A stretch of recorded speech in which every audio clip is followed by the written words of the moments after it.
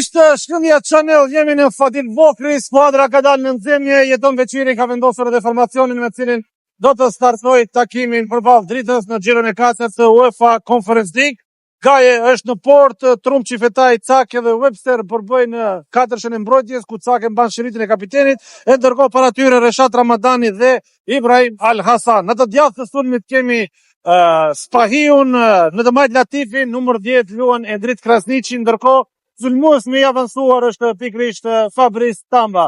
Ndërkohë po shohim mbrapa ballistët vetëm janë duke mbushur tribunën ku është saktuar për tifozët që kanë udhëtuar nga Tetova, dhe sigurisht që Tetovar kemi edhe në këtë tribunë qendrore, këtu ka siguruar bileta fale dhe bashkëpunimit të shkëlqyeshëm nga tabori i skuadrës së dritës. Kjo nënkupton që skuadra jonë sonte këtu rivalitet do të ketë vetëm brenda 90 minutave në fushën e lojës, dhe ndërkohë gjithçka tjetër do të jetë vëllëzërore, sepse në realitet ashtu jemi.